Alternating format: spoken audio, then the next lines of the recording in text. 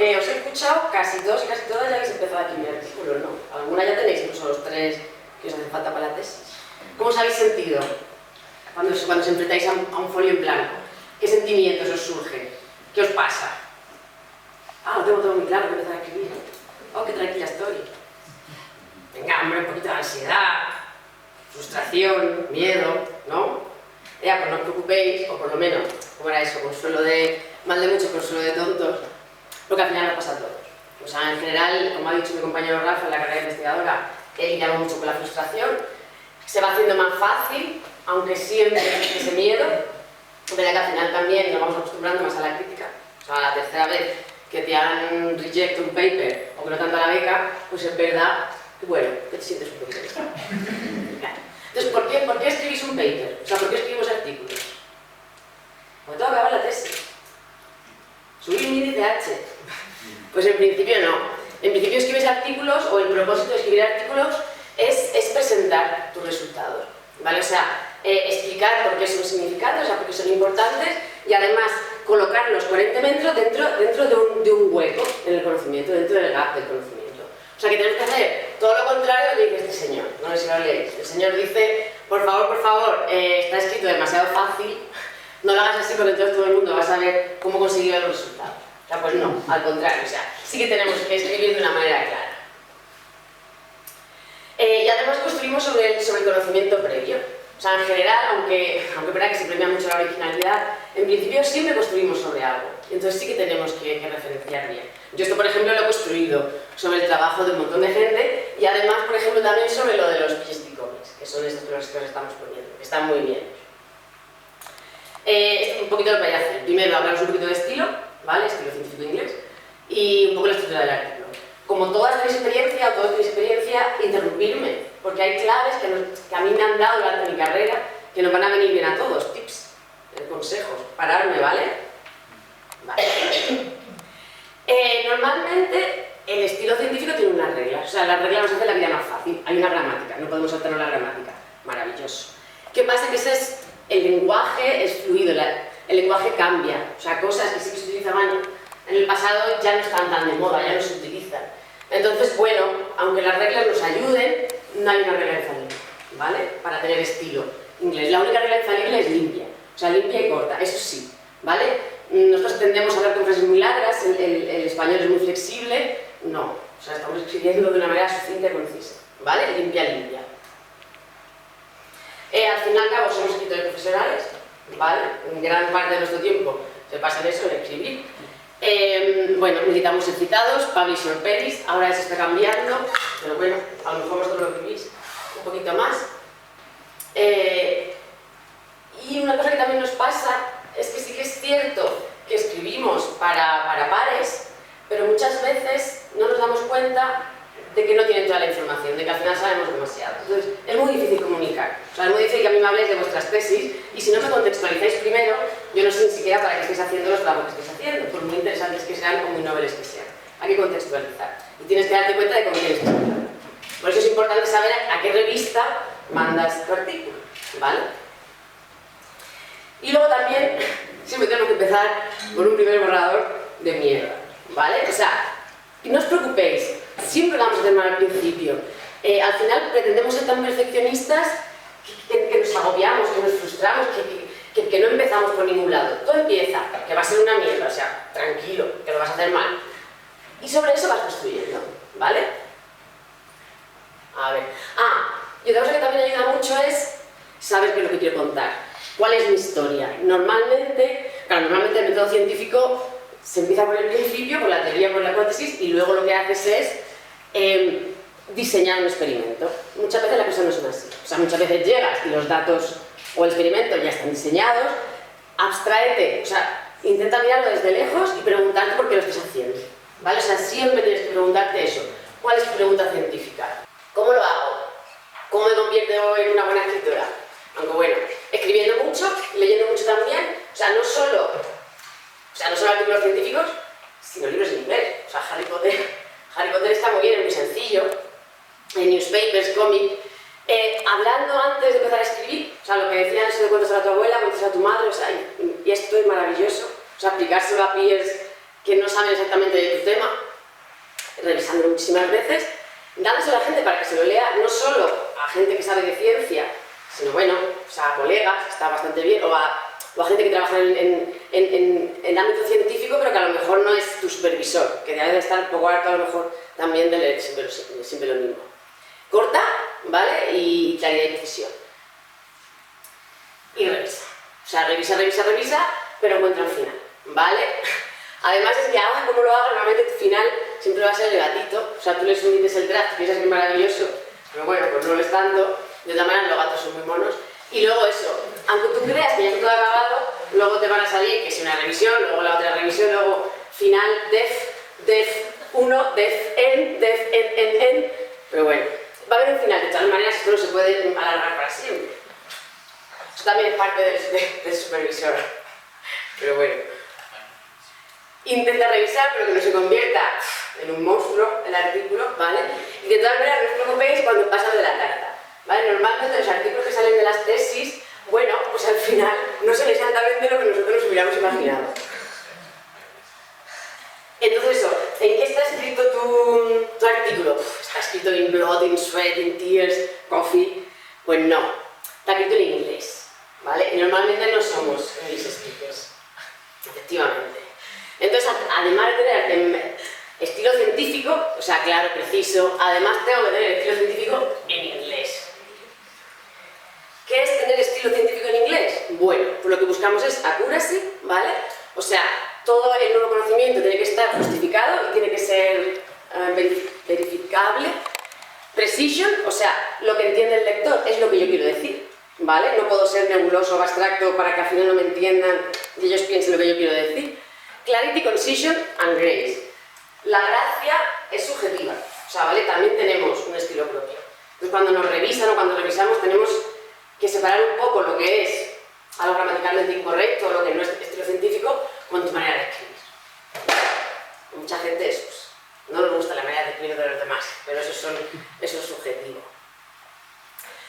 Para tener, en inglés sigue este tipo, esta regla, el KISS principle, ¿vale? Keep it short, keep it simple. O sea, si le pones menos palabras, tiene menos palabras, porque al final la frase tiene más fuerza. No utilices jerga, no utilices coloquialismos, deshazte de palabras que no significan nada y que simplemente pues están ahí. O sea, estamos acostumbrados a que nos digan un trabajo de 30 páginas. Y no, aquí las páginas no son importantes. O sea, lo que queremos es decirlo y ya.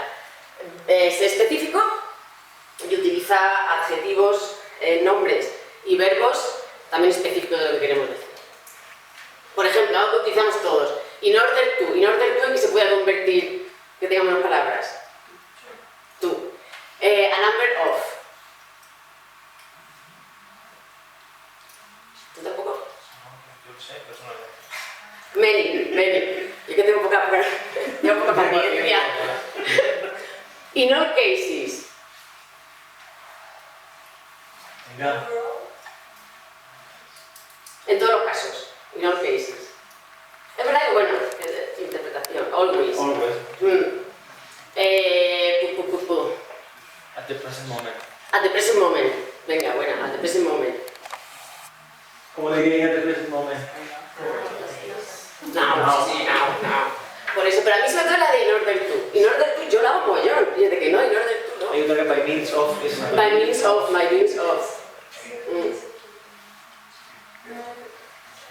Luego eso.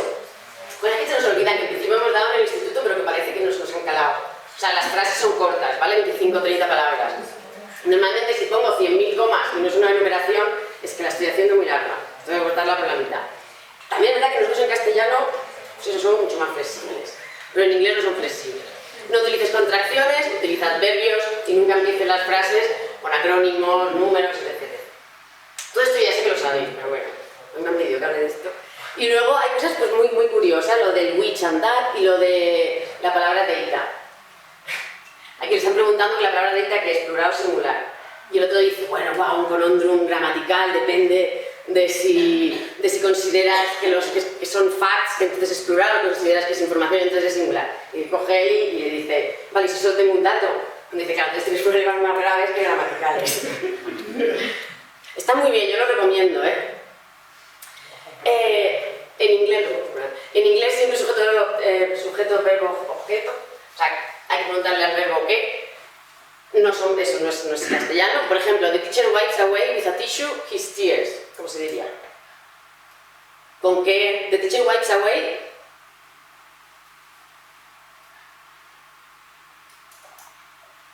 His tears with a tissue. Muy bien, efectivamente. O sea, está guay porque en verdad en inglés sí que tienes unas reglas muy reglas. Entonces, ABC, y claro, y sencillo. La pasiva, vale, esto sí que es un poco de debate. O sea, la pasiva antiguamente se utilizaba mucho y de hecho se forzaba un poco. ¿Por qué? Pues porque, bueno, parece que daba una idea más de objetividad. O sea, hablamos, eso, la ciencia es objetiva. El científico se desvinculaba de sus resultados, al final no eran tuyos, al final eran científicos. Ahora eso está un poquito en discusión porque al final, si te desvinculas, o sea, ¿quién ha hecho el experimento? Es la típica esta de los periódicos de The Woman Was Killed. No, alguien mató a la mujer. Entonces, esos son... Bueno, esto sí que es un poquito tema de debate, un poquito lo que quita más que apetezca. Nature y Science, sin embargo, sí que están diciendo ya que prefieren la voz activa. Pero bueno, que también depende de con quién escribas el paper, al final. Sí. Y que muchas veces es más natural decir, nosotros hemos hecho algo que algo está hecho de tal manera, por no sé qué. O sea, que para escribir creo que es más fácil escribir directamente Weibo, no sé cuánto, y creo que hoy en día todo el mundo lo hace. Y a mí me gusta más. A mí me gusta más, pero también he trabajado con gente que no. Entonces al final, pues oye, también tampoco... Pero bueno, que ya no está tan claro, ¿vale? Que tengan que escribir en pasivo. Yo solo quería dar un poquito esa idea. Estructura del paper. Bueno, el paper se empieza por un sitio que no es donde normalmente se tiene que empezar. O sea, tú normalmente no vas a empezar por el abstract, no vas a empezar por el título. Empiezas pues eso, bibliografía, luego te haces un índice, luego otros estudios, luego empiezas pues venga, ¿cuál es la historia que quiero contar? Una introducción, unas conclusiones, materiales y métodos, también sueles escribir muy rápido. Cuando los demás están pensando qué hacer, tú escribes materiales y métodos porque es algo que puedes hacer, porque ya lo sabes. Entonces, bueno, que no hay una estructura clara. Como tampoco hay una estructura clara de lectura. Solamente tu libro te lo ves así, un manga te lo ves al revés, ¿cómo te lees un paper? Pues empiezas por el título, luego te vas a las conclusiones, luego si acaso te vas al abstract. Normalmente es título abstract, conclusiones y luego ya si me interesa me meto en como una noche.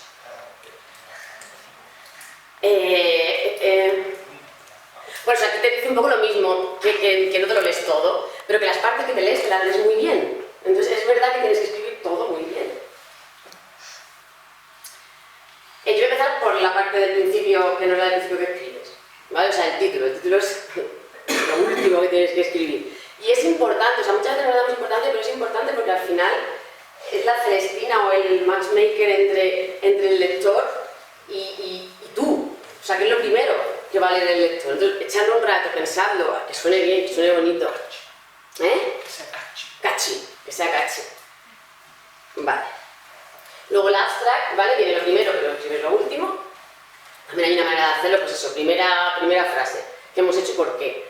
¿Por qué? Luego, muy corto, pues cómo lo he hecho. Y luego ya resultados y un poquito de...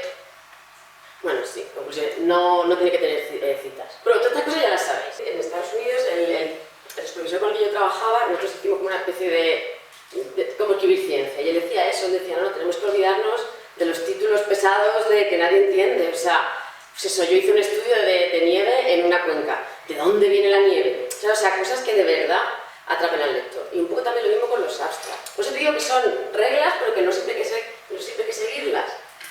Por ejemplo, en la introducción... Bueno, voy a seguir un poquito con el abstract, que se llama... cosas importantes. Toda la información que he puesto en el abstract está en el paper. O sea, eso parece algo muy tonto, pero pasa, ¿eh? O sea...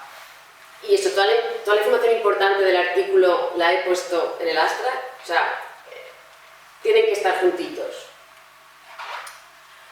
Esto es un chiste, pero vino muy a colación también. Ahora cada vez más sí que están pidiendo ya algunas revistas que hagamos un abstract gráfico. Y es verdad que tiene sus virtudes. O sea, a mí me parece bastante atractivo también. También es verdad que, bueno, siempre vamos a lo mismo. Hay que discutirlo todo. O sea, que también estamos en una sociedad en la que parece que no tenemos más de 5 segundos de atención. Pero bueno, a mí me parece una buena idea de explicar tus resultados, un mini póster. Hay un punto interesante quizá, Ana, que yo he visto que muchos grupos en Estados Unidos tienen un diseñador gráfico en el departamento. Nosotros es algo que falta. Se hacen unas figuras chulísimas y hay gente que se dedica a eso. O sea, aquí, por ejemplo, algo que hablamos mucho con Rafa, es que muchas veces las carreras están como muy... Y allí, por ejemplo, hay mucha gente que hace ciencias, pero luego hace comunicación, o luego hace periodismo, o luego hace diseño gráfico. Y son buenísimos explicando resultados que nosotros... Yo no soy... Hacemos unos carteles muy bonitos, pero yo no soy... Pero yo he sido autodidacta, ¿verdad? Un poco lo que yo hablaba también con Juan, de la introducción. Bueno, la introducción siempre se ha dicho que se construya de esa manera de triángulo invertido. O sea, empiezas por el big picture y luego pues vas un poquito hacia lo más, hacia los objetivos, hacia el hueco que tú quieres cubrir. De todas maneras, por ejemplo, también hay muchos papers que el primer párrafo es lo que han hecho y no el resultado, pero sabe, como en las propuestas también se hace mucho ahora ya. Primer párrafo, ¡buah! Porque es lo que la gente se lee. Entonces, por eso que hay diferentes maneras que tu estilo y tu estilo también es tu estilo. Bueno, esto es importante de todas maneras, ¿eh? Y normalmente lo que se hace en la introducción se hace luego en las conclusiones. O sea, las conclusiones es otro triángulo invertido, sin que sea tan largo una introducción. Y bueno, que no es una literature review, ¿vale? O sea, introducciones de 3 páginas, no. O sea, lo de cortar. Que es verdad que muchas veces te cobran por páginas, pero ya no sé. No, ya por figuras. Por figuras de color igual todavía. Sí. Sí, por eso. Por páginas no. Algunas veces sí cobran por páginas, ¿sabes? La de remote se cobran. Antes cuando era el escrito te cobran por página, por figura de color, Pero algunas todavía mantienen esas cosas que no tienen sentido. Pero pasa desde el proyecto final de carrera que muchas veces va por página como al peso. No. Limpia. Métodos es una receta. Es para que la gente reproduzca tus resultados. Y ahora mismo también hay ideas muy buenas como pues tus datos con lo que has jugado ya son libres. Entonces hay gente que de verdad, bueno, ya hay incluso notebooks online que tú escribes tu paper ahí. Entonces la gente puede ir dándole a play y va viendo cómo tú consigues esos resultados. Eso es maravilloso, es también una carga de trabajo para nosotros brutal. O sea que siempre hay que... Bueno, que vamos a ver. Bueno, que también depende de si tus fondos son públicos o no. Si son públicos, normalmente los datos que utilizas también. Los resultados. Bueno, los resultados normalmente no van solos, ¿vale? Si van solos, solo tienes que describir los resultados. Normalmente van con discusión, ¿vale? Bueno, y un poco eso, lo del chiste también, que al final te pasan obteniendo los resultados un montón de tiempo y luego escribiendo sobre ellos por poco.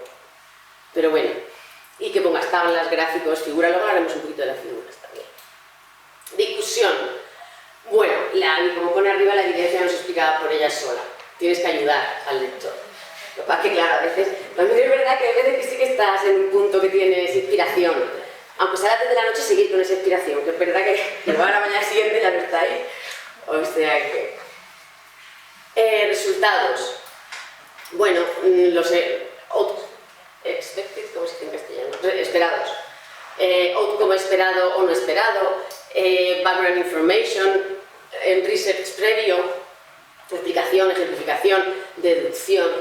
¿Vale? Eso también es interesante, aunque la deducción tiene que estar justificada, o sea, no puedes inventarte cosas. O asumir que el lector va a entenderlo como tú. Y luego las conclusiones. A mí me ayudó mucho lo de las... bueno, las conclusiones son cortas, es más que un sumario, o sea, no es en resumen, ¿vale? No es en resumen. Es de, vale, ¿por qué? Vamos un poco a responder a la introducción. ¿Por qué mis resultados son significantes? ¿Por qué merece la pena que te leas este artículo? Y a mí me ha ayudado mucho una cosa que me comentó Rafa, que le sugirió su supervisora, su jefa en Sueca, que lo hicieras por bullet points. O sea, 4 o 5 bullet points. Si quieres luego los transformas en un párrafo. Pero eso, ¿qué historia clara me ha quedado con mi artículo? O sea, ¿qué quiero contar? 4 puntos, no más, ¿vale? Y luego si quieres que no se convierta en la final esta que al final es complejo. Bueno, acknowledgements, el reconocimiento de gente que ha trabajado, pero que bueno, que no está para poner autores. Con esto pasan los autores, o sea, antes o en determinados campos parece que escribir el paper con 2 personas te premia. Y es de, mira, ahora cada vez más trabajamos con redes muy amplias, o sea, que también tienes sus ventajas, porque al final tú lo sabes de todo. Entonces, no os agobiéis porque estéis trabajando con 20 personas y las 20 merezcan estar ahí. O sea que si merecen estar, merecen estar. Tablas y figuras, súper importantes. Las tablas ofrecen información específica, ¿vale? Valores exactos. Las tablas no son tan fáciles para comparar, ¿vale? O sea que si queréis comparar muchos datos, igual una tabla que ocupe 2 folios, os replanteáis. Hay veces que no se puede de otra manera, que ya está. Y luego las figuras. En la figura, nosotros que trabajamos con datos muchas veces, la incertidumbre, el error del dato es importante ponerlo también en la figura. Tiene que ser parte de la historia, ¿vale? Que son muy buenas para ver largas series de datos, cosas temporales, para comparar datos, que normalmente lo que hacen es resumir información compleja y ofrecerla de una manera mucho más fácil de ver. Necesitan una descripción, ¿vale? Caption, o sea, figuras sin más, colores que nadie sabe qué son, no. Ahora mismo además, como casi todas las cosas, como casi todas las revistas son online, sí que puedes utilizar colores. O sea que antes era no, esto rayado, no, esto con triángulos, no, esto menos gris. Difícil. Y bueno, si quitáis datos hay que decir que los quitáis, o sea, ya cosas como muy normales. Que todo lo que se hace en la figura tiene que estar explicado, ¿vale? No vale que me quite de un plumazo los datos y que luego no diga que los he filtrado, ¿vale? O que le he reducido el sonido. Esas cosas hay que decirlas. Luego hay un montón de maneras, es verdad que no somos diseñadores gráficos, lo que dice Tom, pero que hay un montón de maneras y hay un montón de código libre, en R también hay un montón de cosas guay para hacer gráficos, o sea que cada vez lo vamos haciendo más bonitos y más fáciles de entender. Y luego son las citaciones, ¿vale? O sea que al final construimos el trabajo sobre otras personas, así que vamos a... ¿cómo se dice? Vamos a... bueno, a nombrarlas. De todas maneras no vale poner citaciones como citaciones, o sea hay que leérselas, ¿vale? No vale que tienes la introducción de citaciones pero no te has leído ningún paper que citas, ¿vale? Porque al final a lo mejor ponen cosas que no son verdad, o tú estás citando cosas que no son verdad, pero bueno, claro. ¿Qué más? Hay que leer mucho. Hay que leer mucho. Cuando tú llegas al principio y te dicen, no, bibliografía, tu primer mes para leer y tú, qué bien, qué trabajo más agradable, que dices, sí. Y bueno, eso que hay que verify the accuracy, ¿vale? O sea que te las tienes que leer y que normalmente con el DOI sobra. Y esto es de verdad, o sea, esta chica, esta publicación es su primera publicación de la tesis en Nature. Nature Society o algo así. O sea que la tipa parece que es una crack. Yo creo que es un poco extrema como estudio. Pero bueno. Y luego, una vez ya tenemos el paper hecho, viene un proceso largo y tedioso, que bueno que puede durar años. Cover letter, que es algo que hacemos de una manera... pues no, porque muchas veces el propio editor, y yo, eso se nota cuando son buenos editores, que te dicen que no al artículo, y yo lo aprecio, o sea, porque al final tú no estás enviando el artículo a una revista que lo sepa apreciar, de alguna manera. O sea, a mí, por ejemplo, en una revista me dijeron, uy, porque mandé como 2 artículos, porque eran diferentes, pero estaban unidos. Y me dijo, oye, júntalos. Y yo de hombre, pues no. Entonces cambié de revista y salió los 2 para adelante. Por eso que muchas veces escribes un artículo y luego buscas la revista. A veces hay que escribir el artículo cuando ya sabes la revista a la que la quieres enviar. Sobre todo cuando dicen, no, obligatorio, resultado por un lado y discusión por otra. Y tú lo tienes junto. Y luego, bueno, eso, que calma. De todas maneras, igual que el feedback que se hace a vosotros, también podéis preguntar. En plan de, oye, ¿qué pasa con mi paper? Pero bueno. Y nada, eso, que buena suerte, que los resultados noveles deben ser suficientemente interesantes y significativos como para leerse el paper, ¿vale? Que es verdad que hasta ahora eso no era así porque teníamos ahí la espada de Damocles en plan de no, que tienes que publicar porque si no, no te vas a estabilizar en tu vida. Igual eso ha cambiado, ¿no? Crucemos los dedos de que, bueno, yo creo que sí que ha cambiado al final. Yo creo que te evalúan de una manera, como yo lo he vivido en mis carnes, que te evalúan de una manera diferente. Y que la calidad del artículo es alta si tú tienes tiempo para hacerlo. O sea que al final, si lo que prima es que publiques mucho, pues es lo que hay, ¿vale? Y nada, qué buena suerte con vuestra carrera universitaria.